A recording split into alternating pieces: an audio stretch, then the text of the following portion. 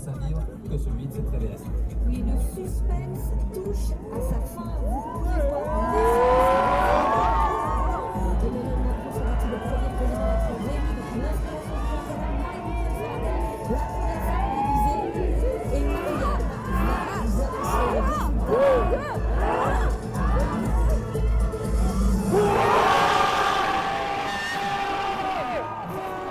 Bonjour, on est le 24 avril 2022. Emmanuel Macron vient d'être réélu président de la République. On est sur le Champ de Mars avec tous les médias qui font votre quotidien dans vos pays de résidence. Nous, de notre côté, on va aller à la rencontre des expatriés, des élus qui ont soutenu Emmanuel Macron tout au long des 5 dernières années.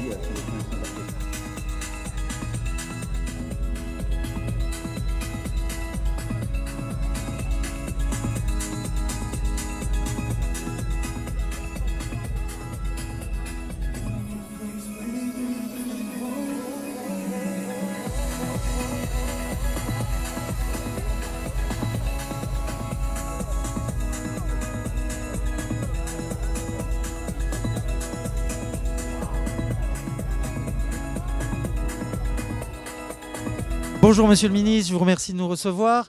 Les Français de l'étranger ont voté une nouvelle fois en masse pour Emmanuel Macron. Au dernier chiffre, on est à plus de 80%. C'est le succès du référendum de l'Europe. C'est d'abord un grand merci que je veux adresser à tous les Français de l'étranger qui ont effectivement voté massivement pour Emmanuel Macron. Je pense que tout le projet européen que porte le président de la République a certainement beaucoup joué dans ce vote-là. C'est aussi beaucoup des entrepreneurs, des gens qui sont attachés à ce que nous avons fait en matière d'économie pour soutenir les entrepreneurs, leur faciliter la vie, alléger les impôts qui pèsent trop souvent sur les PME et sur les entreprises. Je pense qu'il ne faut pas oublier aussi tout le reste des Français qui n'ont pas voté pour nous. Bonjour Monsieur le Ministre, je vous remercie de nous recevoir. Juste une simple question, les Français de l'étranger ont voté à plus de 80% au dernier chiffre pour Emmanuel Macron.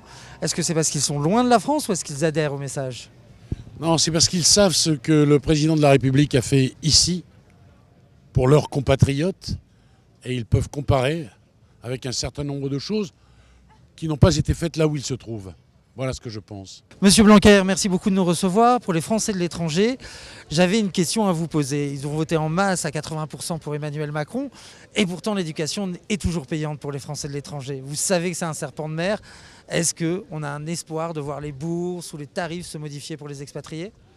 D'abord, vous avez raison de souligner ce bon vote, ce bon pourcentage de vote pour Emmanuel Macron chez les Français de l'étranger. Je pense que les Français qui sont installés à l'étranger savent à quel point il y a plus de rayonnement de la France avec Emmanuel Macron. Ils sont sensibles à cela et aujourd'hui le monde entier regardait ce qui se passait en France. Et je pense que c'est une bonne tonalité qui a été donnée. Et merci aux Français de l'étranger d'avoir contribué à cela. C'est un référendum pour l'Europe. Les Français de l'étranger bénéficient au maximum des dispositions européennes. Est-ce que vous pensez que c'est bien ça ou est-ce que tout simplement c'est parce qu'ils sont loin de la France ? Ah non, je ne crois pas du tout. Ce sont des Français à part entière qui sont attachés à leur pays, à ce qu'il devient dans l'Hexagone, mais aussi dans son image, dans son action internationale. On est un des premiers pays dans le monde par le rayonnement culturel, par l'action diplomatique, par l'aide au développement. Et donc je crois que nos compatriotes, il y a des problématiques différentes selon qu'on est en Allemagne, aux États-Unis ou ailleurs, évidemment, mais il y a l'attachement à ce que fait la France dans le monde, à ce qu'est la France dans le monde et à son image.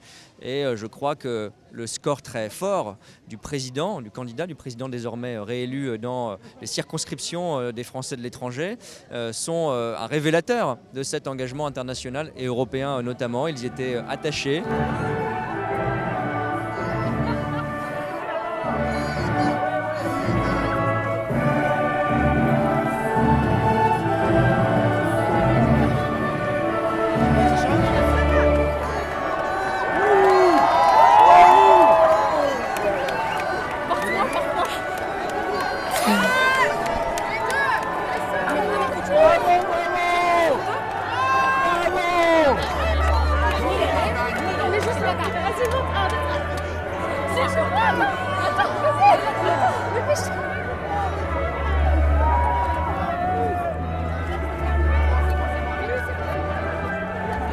Ça y est, la soirée se finit avec Jérémy.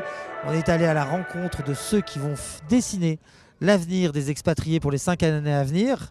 Mais il y a de nouvelles échéances qui arrivent, n'est-ce pas Jérémy ? Oui, et puis dès ce soir, on a pu aborder la thématique des Français de l'étranger. Donc ça sera au cœur des élections législatives qui se profilent. Dans 6 semaines, 5 juin. le 5 juin, on sera là avec lesfrançais.press pour poser vos questions et entendre celles et ceux qui auront des réponses, on l'espère, à apporter à nos interrogations, à vos interrogations. N'hésitez pas à nous écrire sur info@lesfrançais.press sans E à la fin, avec les questions que vous voulez qu'on pose à vos candidats députés lors des débats qui vont pas tarder à arriver.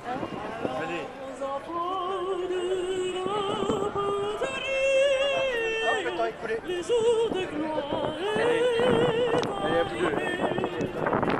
Et puis, me dedans. Voilà. Pour les expats, c'est point presse. L'expatrié se passe.